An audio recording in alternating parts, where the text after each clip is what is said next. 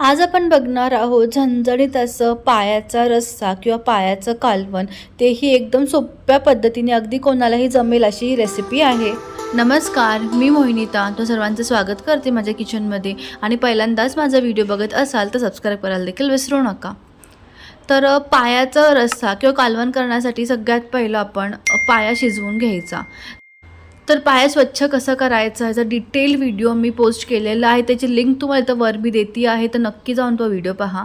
त्यानंतर कुकरमध्ये तेल घालून घ्यायचं। तेल व्यवस्थित गरम झाल्याच्या नंतर ह्यामध्ये आपण तेजपत्ता घालायचा आहे, दालचिनी घालून घ्यायची, 2 ते 3 लवंगा घालायच्या आणि त्यानंतर इथं कांदा मी घेतलेला आहे 1 वाटी, तसं कांदासुद्धा व्यवस्थित परतून घ्यायचा आहे। कांदा छान परतून घेतल्याच्या नंतर त्यामध्ये इथं आपण अद्रक लसूणची पेस्ट घालून घ्यायची। अद्रक लसूणची पेस्ट टाकल्याच्या नंतर यामध्ये मी 2 अशा हिरव्या मिरच्या मधून चिरून घेतलेल्या आहेत, त्यासुद्धा टाकून घेतल्या। एक मोठा टोमॅटो अगदी बारीक चिरून घ्यायचा, तो सुद्धा टाकलेला आहे। आणि आता यामध्ये आपण स्वच्छ असा धुवून घेतलेला पाया घालून घ्यायचा। आता ह्यामध्ये अर्धा चमचा हळद टाकून घ्यायची आणि तसंच ह्याच्यामध्ये छान फ्लेवर येण्यासाठी मी अर्धा चमचा अशी काळी मिरी कुटून घेतली, ती ह्यामध्ये घालून घेतलेली आहे। काळी मिरी आवर्जून घाला जर तुम्हाला सूप बनवायचं असेल तर। मीठ घालायचं आहे चवीनुसार आणि 5 ते 7 मिनिटांसाठी आपण हा पाया मोठ्या गॅसवरती छान असा परतून घ्यायचा। आणि त्यानंतर आता यामध्ये आपण 1 ते 1.5 लिटर असं गरम पाणी घालायचं आहे आणि कुकरचं झाकण लावून इथं आपण 10 ते 15 शिट्ट्या करून घ्यायच्या आणि असं इथं आपलं सूप तयार झालं। आता पायासाठी लागणारं वाटण करण्यासाठी इथं मी तव्यावरती 2 ते 3 असे मोठ्या आकाराचे कांदे घेऊन त्याला स्लाइस करून घेतलेले आहेत आणि 2 ते 3 चमचे तेल घालून आपण हा कांदा छान सोनेरी रंगावरती परतून घ्यायचा किंवा त्याला छान गोल्डन ब्राऊन रंग येईपर्यंत तळून घ्यायचा आहे। तुम्ही जर कधी पायाचं कालवण नसेल खाल्लं किंवा पहिल्यांदाच खाणार असाल तर ही रेसिपी नक्की फॉलो करा, तुम्हाला नक्की तो रस्सा आवडेल। इथं कांदा छान गोल्डन असा झाल्याच्या नंतर तो आपण एक प्लेटमध्ये काढून घ्यायचा। त्यानंतर परत याच तव्यावरती आपण खोबरं हे भाजून घ्यायचं। तर इथं मी डेसिकेटेड कोकोनट घेतलेला आहे अर्धी वाटी। तुम्ही इथं हवं तर सुक्या खोबऱ्याचे कापसुद्धा घेऊ शकता। तर जसं की हे डेसिकेटेड कोकोनट आहे तर पटकन ते भाजलं जातं, म्हणून खूप जास्त वेळ न भाजता एकदम बारीक गॅसवरती हलकासा गुलाबी रंग येईपर्यंत परतून घ्या। खूप जास्त काळं हे खोबरं करून घ्यायचं नाही आहे।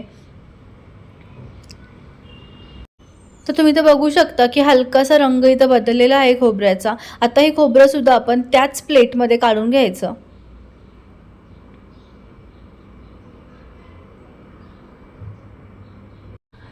त्यानंतर वाटण बनवण्यासाठी इथं मी थोडी कोथिंबीर घेतलेली आहे, 10 ते 12 लसणाच्या पाकळ्या, 1 इंच अद्रक घेतलेलं आहे आणि हे खोबरं आणि कांदा ह्या सगळ्याची आपण मिक्सरमध्ये एकदम बारीक अशी पेस्ट करून घ्यायची आहे।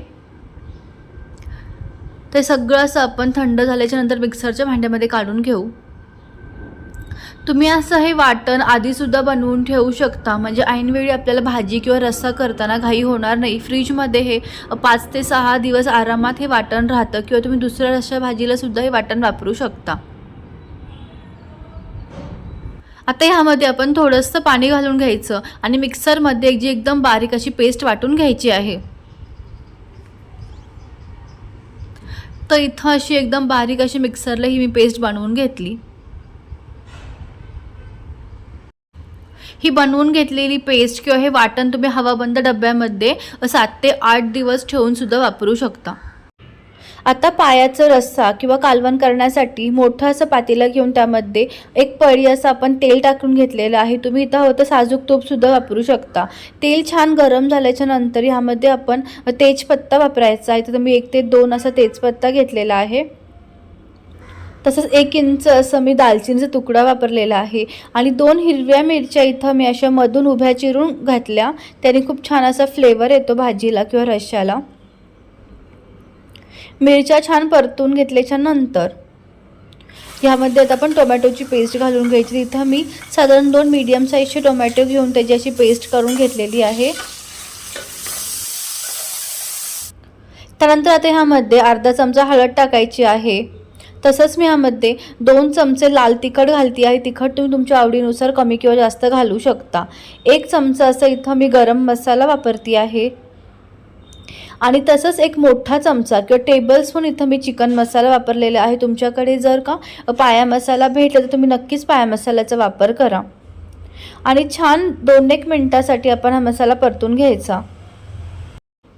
बऱ्याच जणांना टोमॅटो हा वापरलेला आवडत नाही रश्श्यामध्ये, तर तुम्ही टोमॅटोची पेस्ट हे स्किप करू शकता. डायरेक्ट तुम्ही वाटण वापरून सुद्धा ही भाजी करू शकता. आणि टोमॅटो इथे छान परतून घेतल्याच्या नंतर ह्यामध्ये आपण बनवून घेतलेलं वाटण घालायचं. तर वाटण हे संपूर्ण न घालता 3 ते 4 चमचा असं आपण ह्यामध्ये वाटण वापरायचं आहे. तुम्हाला जेवढ्या क्वांटिटीचा रस्सा करायचा आहे तुम्ही त्यानुसार हे वाटण वापरू शकता. इथं मी आज 4 ते 5 लोकांसाठी व्यवस्थित पुरेल असा रस्सा दाखवती आहे. त्यानुसार इथं आपण 4 चमचे असं वाटण वापरलेलं आहे. हे वाटण आता आपण छान तेल सुटेपर्यंत परतून घ्यायचं.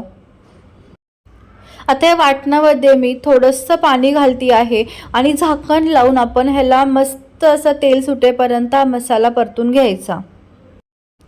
10 मिनिटं बारीक फ्लेमवरती शिजवून घेतल्याच्या नंतर अगदी मस्त हे मसाला परतलेला आहे. आता ह्यामध्ये आपण जे सूप करून घेतलेलं आहे पायाचं ते घालून घ्यायचं. इथं पायासुद्धा अगदी मस्त शिजलेला आहे.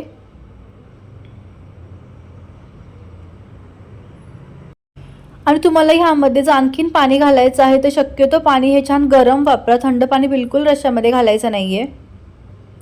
तर इथं जे काही सूप होतं तेवढंच सूप मी ह्या रश्श्यामध्ये घातलेलं आहे. अगदी परफेक्ट असं ही जी कन्सिस्टन्सी झालेली आहे. आता हे कालवण आपण आता पायाचा रस्सा आपण मीडियम फ्लेमवरती 5 ते 10 मिनिटांसाठी छान असा उकळून घ्यायचा. आता ह्यामध्ये चवीनुसार मीठ टाकून घ्यायचं आहे. तर साधारण मी अर्धा चमचा असं मीठ वापरलेलं आहे, कारण सुरुवातीला आपण सूपमध्ये सुद्धा मीठ वापरलं होतं. आजची जी पायाची रेसिपी होती ती खूपच सोपी होती. अगदी कोणालाही जमेल अशी ही रेसिपी आहे. तर नक्की एकदा करून पाहाच. तसंच तुम्ही हे पायाचा रस्सा किंवा कालवण चपाती, भाकरी, भातासोबत खाऊ शकता. तुम्हाला जर आजचा हा व्हिडिओ आवडला असेल तर लाईक करा एक व्हिडिओला. नवीन असाल तर सबस्क्राईब करून घ्या चॅनेलला. त्याचबरोबर अशा बऱ्याच नॉनव्हेजच्या किंवा व्हेजच्या रेसिपीजसाठी नक्की चॅनलवर एकदा जाऊन भेट द्या. पुन्हा भेटू आणखीन एका अशाच नवीन रेसिपीसह. थँक्यू.